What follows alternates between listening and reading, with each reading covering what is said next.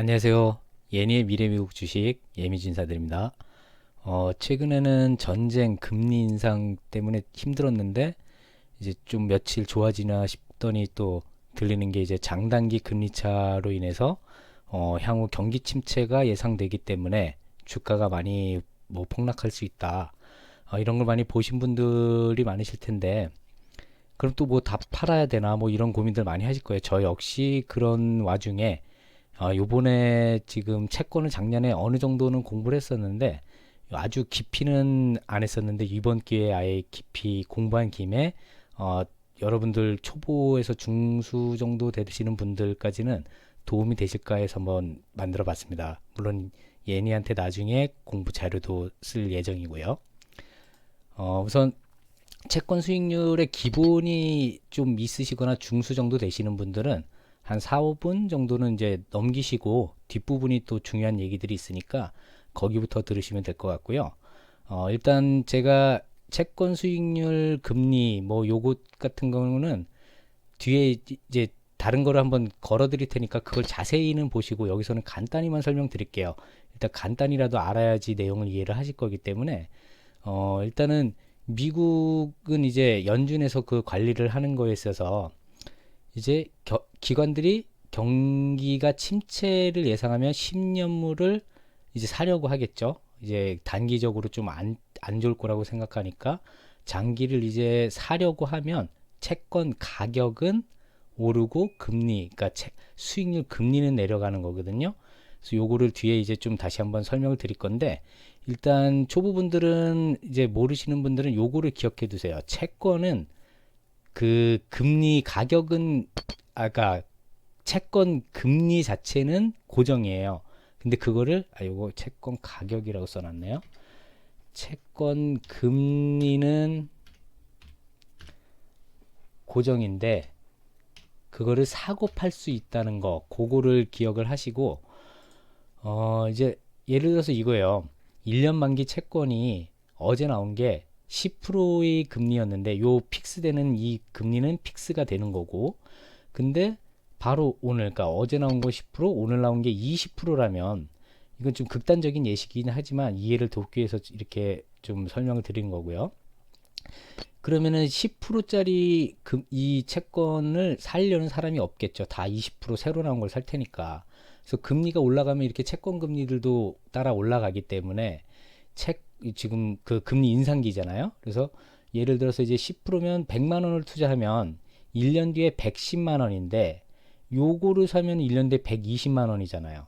그러면은 이거를 살려는 사람이 아무도 없겠죠. 그리고 또 혹은 요거를 샀던 사람들이 가만히 가지고 있으면 10% 1년 뒤에 이득이긴 하지만 그동안의 기회비용을 날리는 거니까 이거를 팔고 다시 20% 사든지 아니면 다른 데 투자하든지 그런 사람들이 있을 거 아니에요. 그러면은 요거를 팔리면 어떻게 될까요? 다 이걸 사지 이걸 앞에 거 10%짜리 안 살 테니까 그러면은 이거를 가격을 낮춰서 팔면 살 수 있어요. 예를 들어서 100만 원짜리가 요거는 110만 원이 되는 거고 요건 100만 원짜리가 120만 원짜리가 되는 거예요. 그러면은 요거를 만약에 극단적으로 90만 원으로 낮추면 1년 뒤에 110만 원이 되니까 그 90만 원 투자 대비 20% 이상의 수익률이 나니까 요거를 사겠죠. 가격을 낮추면. 이 20% 정도 이상의 수익이 날 테니까. 근데 90만 원이 아니라 한 91만 원 정도 전후에서 이제 거래가 되겠죠. 그거를 하나 기억하시고 그리고 파는 사람이 많다면 즉 금리가 인상되면은 파는 사람이 많겠죠. 그러면은 과거 거는 그 파는 사람이 많으니까 가격이 떨어지면 채권 수익률은 올라가는 거겠죠. 그러니까 이게 10%짜리 이자율이지만 가격을 90만 원, 91만 원으로 낮추면 그 수익률은 20% 가까이 되는 거잖아요. 그래서 채권 수익률 금리가 올라가는 거로 이해하시면 돼요. 그러니까 요거를 그 뒤에 이제 좀 이해를 좀 못하실 분들은 이해 도울 영상을 걸어 드릴 테니까 그거 보고 다시 한번 이제 좀 공부를 해보시고 일단은 짧은 시간이니까 이거를 좀 외워주세요. 금리가 오르면 아까 같이 금리가 오르면 가격을 낮춰서 팔아야 되니까 가격이 떨어지죠. 금리가 오르면 가격이 떨어지고 그만큼 채권 수익률은 더 올라가겠죠. 채권 수익률 금리는. 그리고 그 금리가 오르면 가격이 떨어진다는 건 파는 사람이 많으니까, 파는 사람이 많으면 가격이 떨어진다. 그래서 수익률 금리는 증가한다. 요게 이제 연준의 저 나중에 이제 또 설명을 뒷부분에서 드릴 건데, 어떻게 이제 이루어지는지 그거를 뒤에서 다시 설명드릴게요. 일단 외워주세요. 금리가 지금 오르는 시점이니까, 금리가 오르면 가격을 낮춰야 되니까, 가격이 낮아진 만큼 채권 수익률 금리는 증가한다. 우리가 기사에서 나오는 것들은 대부분 채권 수익률 금리거든요. 그냥 금리라 그러면은 그 고정된 픽스된 그 채권 금리가 아니라 채권 수익률 금리를 다 기사에서는 다루는 거거든요. 그거를 좀 헷갈리셔 하실 거예요. 그러니까 금리가 오르면 가격이 떨어지고 파는 사람이 많으면 가격이 떨어져서 채권 수익률 금리가 증가한다. 이제 본론으로 들어가서 장단기 금리 역전이라는 거는, 이거는 뭐 미국에서 연구한 사람들이 굉장히 많은데 지금까지 총 7번인가 있었거든요. 근데 그거를 아직 정확한 그 원인은 밝혀지지 않았다고 해요. 근데 그 단기적으로 여러 가지 분석 중에서 이제 물가가 상승될 것 같으면은 장기적으로 보유했을 때 이게 더 손해일 수 있으니까, 그러면 이거를 팔겠죠. 내놓겠죠. 그래서 뭐 올라가는 부분들이 있고, 그런 부분에 따라서 이제 수급 요인으로 이제 장단기가 이제 역전되는 현상들이 가끔 나타나는데, 일단 과거 사례를 보면 일단 2000년 이전에도 있었는데 2000년도부터 보는 거거든요. 2000년도 초에 이때는 IT 버블 때 장단기 금리 차가 여기가 0%거든요. 지금 현재는 0.17%고, 요때부터 이제 0% 이하로 그 장단기 금리 차예요. 이게 2년물하고 10년물 금리 차가 이렇게 떨어진 요 구간이 요때 시작이거든요. 대략 보면 한 몇 달 정도 있다가 이제 요거는 저 나스닥이고요. 나스닥이 하락하기 시작했죠. 그리고 2005년도 정도에 요때부터 이제 0으로 내려갔다 다시 올라갔다가 또 다시 내려간 요 구간이 있었는데, 요때는 깊지가 않아서 그런지 정확한 이유는 모르겠지만, 나스닥이 뭐 조금 조정받다가 한 3년 정도 2006, 7, 8 2008년도 이후에 서브프라임이 터졌었죠. 실제적으로. 근데 그게 3년이나 그 장단기 금리 역전된 이후에 3년 뒤에 이제 그 주가가 떨어진 거고요. 그 다음에 최근이 이제 2019년도 그때 이렇게 잠깐 떨어졌었고 말았는데, 그게 여기서도 주가도 잠깐 떨어지고 계속 올라갔었어요. 근데 요런 코로나, 이거는 또 어떻게 보면 경기 상황하고는 틀리긴 한데, 어쨌든 그런 이유로도 어쨌든 떨어진 결과가 나와 있는 거고요. 그래서 과거를 보면은 2000년 이전에는 4번 있었어요. 요거는 뭐 자료가 먼 얘기이기도 해서 그거까지는 설명을 안 드리겠고요. 2000년 2월 1일경에 이제 장단기 금리차 발생 뒤에 몇 개월 뒤에 이제 실제 경기 침체, 주가 하락이 있었고요. 그다음에 2005년도에는 있었는데 꽤 뒤에 3년이나 2008년 서브프라임이 터지고 그때 주가가 떨어졌고요. 2019년 뒤에는 그 한 반년 정도 있다가 그 코로나로 인해서 경기 침체가 온 건데, 사유는 좀 틀리긴 하지만 어쨌든 다 오긴 왔어요. 2000년대 이후로.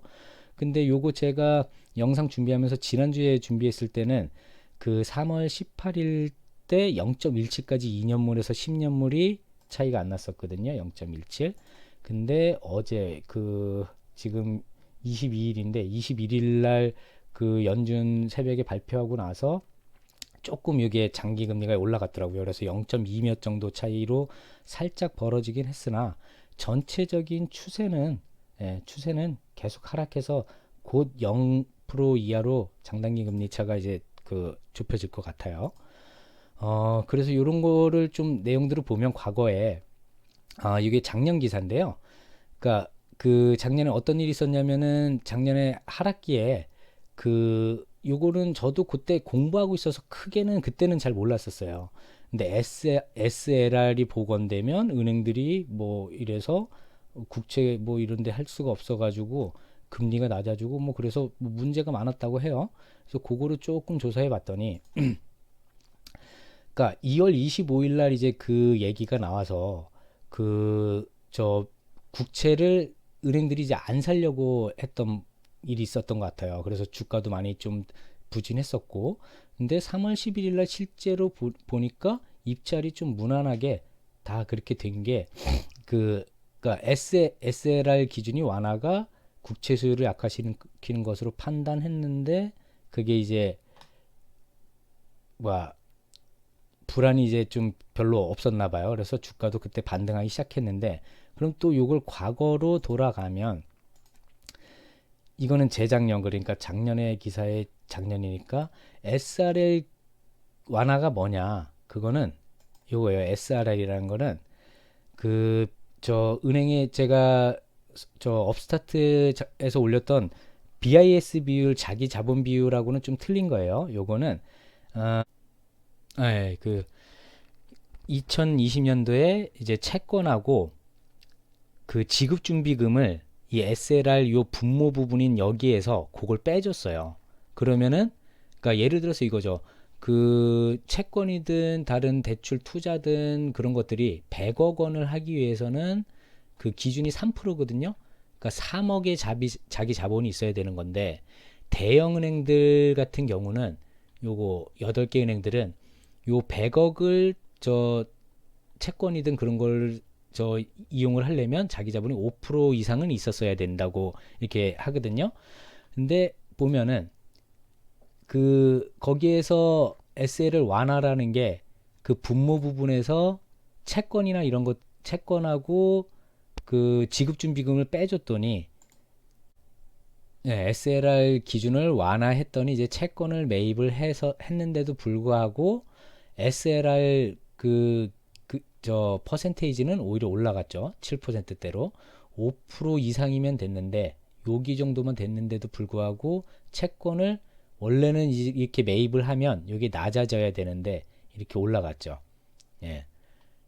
그게 이제 요 작년 내용이고, 그 다음에 지금 최근 거를 보면 또 이런 부분을 또 아셔야 되는 게, 2년 채권 수익률은 그때 이후로 변화가 없었어요. 근데 최근 이제 금리 인상을 한다는 얘기가 나오고, 실제 금리 인상을 할 때 이제 최고조로 급격하게 올라가는 모습을 보여주고, 10년물은 좀 낮은 상태에서 어느 정도 올라갔죠. 네, 어느 정도 올라가고 서서히 올라가다 최근에는 아주 좀 둔화되는 모습을 보여주고 있어서 장단기 금리차가 역전이 돼 가고 있는 상황인 거고요.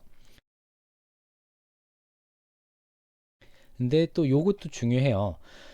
일단 뒤에 부분을 이제 좀 설명하려면 이런 데이터들을 좀 아셔야 돼서, 2020년도에 연준이 부채가 3조 정도대에서 7조 정도까지 올랐어요. 거의 2배. 역대 사상 거의 최고로 많이 지금 확대되어 있는 상황인 거거든요. 대체대조표가. 근데 그 내용에 보면 요게 또 중요한 부분이라 요 뒷부분에서 자세히 설명드리겠지만, 초창기에는 이제 장단기를 다 하다가 채권 매입을 하는데, 1년은 그 크게 할 필요가 없다고 생각을 해서 단기 국채를 중단을 했어요. 다만 아마 지금 거를 대비해서 그런지 모르겠지만 어쨌든 10년 이상의 집중적으로 이루어졌대요. 요게 뭐냐면 1년 이하짜리를 매입한 금액, 그 다음에 요게 10년 초과 20년 30년, 요건 1년에서 10년, 그 중에서도 10년을 좀 많이 했다고 해요. 그러니까 제일 많은 게 10년, 30년, 뭐 여기에 3년, 5년, 1년짜리도 있겠지만, 그리고 1년이 하는 아류 소량. 그래서 요 부분이 이제 제일 중요한 부분인데, 금리가 계속적으로 올라가도 물가가 못 잡힐 거라는 거 하나랑 불안 요소가 그런 것들이 있죠. 그 다음에 그 채권 수익률 금리의 역전에 따른 장기 침체, 이 두 가지가 이 QT 하나로 해결이 될 가능성이 제일 높아요. 그 다음으로 뭐 OT나 YCC 같은 것도 있지만, 일단 요거를 설명드리면, 양적 긴축이라는 거는 이제 금리 그 인상을 하는 거 말고도 여직 그 채권 매입했던 거를 종료시킨 이후에 그걸 되려 이제는 사지 않고 그걸 내놓는 거죠. 시장에 내놔서 파는 거예요.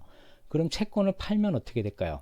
그거를 사람들이 살려면 돈이 그쪽으로 몰리니까 물가든 주가든 영향을 좀 끼칠 수가 있어요. 근데 지금 요번 편은 주가랑 상관관계가 아니라 어디까지나 이제 금리 역전 현상에 대한 설명이니까 그 부분까지만 설명드릴게요. 양적 긴축이 금리 역전을 완화 혹은 정상화시킬 수 있다라는 의견이 요 내용이에요.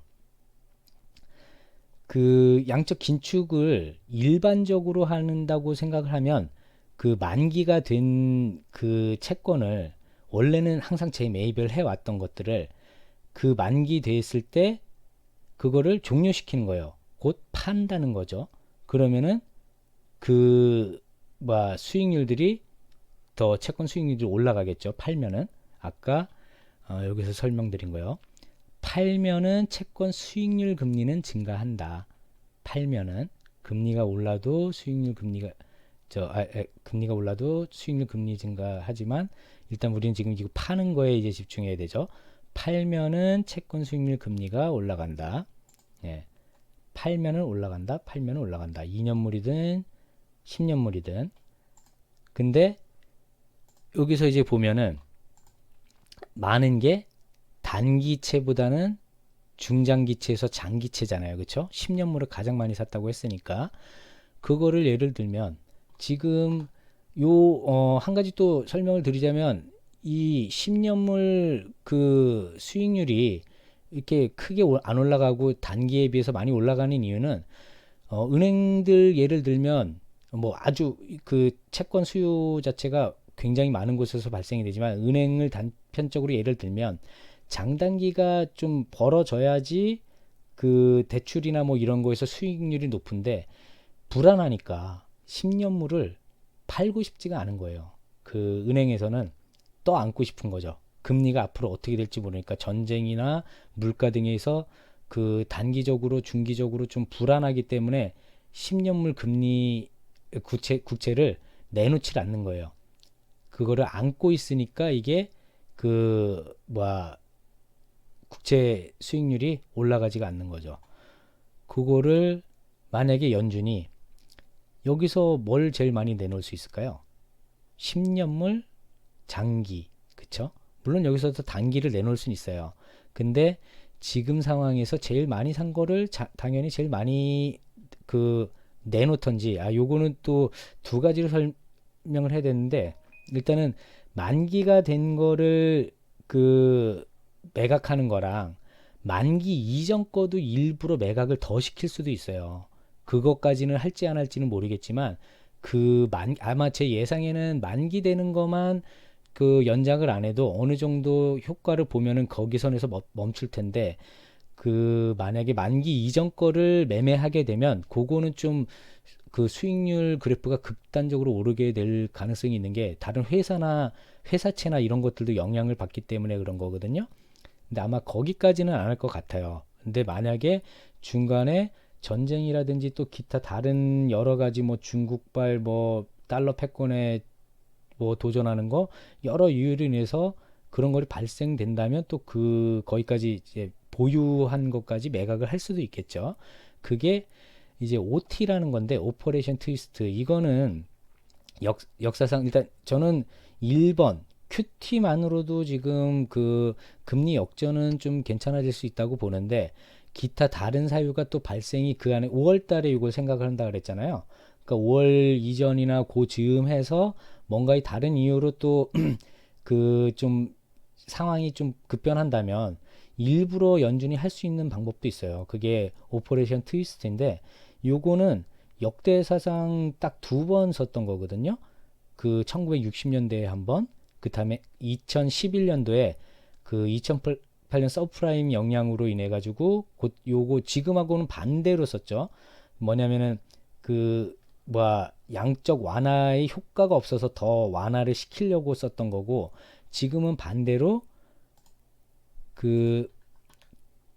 금리 차를 어딨냐? 그렇죠. 요 금리 차를 벌리기 위해서 어떻게 쓸 수 있냐면 예를 들어서 이거예요. 단기 국채는 그냥 두는 거예요. 그리고 장기 국채를 만기 도래 아까 설명드렸던 그 부분이에요. 만기 도래 연장 안 한 거만 만기 도래 한 거만 그 연장을 안 한다는 건 판다는 거니까 그거만 파도 효과가 없다고 하면 그 장기 거를 시장에 만기 안 된 거를 내놓는 거예요. 그러면은 플러스가 더 되니까 급격하게 또 이 수익률 그래프를 올릴 수가 있는 거죠. 요거를 뭐 조정을 할 수 있다는 거예요. 그러니까 오퍼레이션 트위스트라는 것 자체가 그게 뭐 일드 커버 컨트롤이라고 또 있는데 이거는 뭐냐면 OT를 통해서 원하는 금리까지 목표를 설정해 놓고 그 금리가 달성될 때까지 진행을 하는 거예요. 그러니까 예를 들어서 2000 예, 요거 보면은 만약에 예를 들어서 10년물 금리를 뭐 2.5%까지 맞추겠다. 그러면은 아까 얘기 드렸던 OT를 통해서 오퍼레이션 트위스트를 통해서 10년물을 그 금리가 닿을 때까지 일드 커브 컨트롤을 하겠다는 거죠. 2.5%가 될 때까지 10년 만기 채권을 시장에 내어놓겠다. 그러면 그 금리까지 올라갈 수가 있을 테니까요. 그거를 얘기하는 건데 2번의 경우는 약간 쓸 수 있는 가능성도 있지만 3번까지 하는 거는 시장의 왜곡이 너무 크기 때문에 그렇게까지는 안 할 거예요. 왜냐면 OT 자체가 공개시장의 조작이라고 생각을 해서 잘 안 쓰는 것이기도 하고 근데 다만 그 2020년 이후로 급격하게 너무 많은 돈을 푸른 것도 있고 시장 상황이 교란이 이미 돼 있는 상황이라서 그걸 바로 잡으려고 혹은 또 여러 가지 전쟁이나 뭐 물가 안정이라든지 중국의 그 달러 패권 뭐 전쟁 같은 경우를 좀 해결하려면 어느 정도 일부는 쓸 수도 있다고 생각을 해요. 근데 다만 OT든 QT든 지금 미국에서는 이거를 뭐 금리 역전을 완화시키고 물가 어느 정도 잡혀가거나 뭐 그런 것들이 보인다면 금리 인상은 좀 최대한 천천히 하려고 할 거예요. 그 이유가 지금 요거는 좀 과거 데이터인데 이미 2021년에 이 세계 2차 대전을 넘어섰거든요, 부채가. 그래서 지금 QT만으로 좀 어느 정도 안정화가 되는 게 보여진다면 그리고 또 다른 그 특별한 외부 요건들이 심화만 안 된다면 금리 인상은 조금 천천히 하던 0.25씩 계속 하던 그 더 급격하게 할 이유가 사라지는 거기 때문에 그런 부분을 좀 감안을 해 보시고 지금 뭐 당장 뭐 해결된 것들이 너무 없기 때문에 공포에 공포 또 플러스 공포 그래서 너무 좀 걱정을 하시는 부분들이 있을까봐 요렇게 한번 생각도 해보는 것도 괜찮을 것 같아서 한번 남겨봅니다. 예, 감사합니다.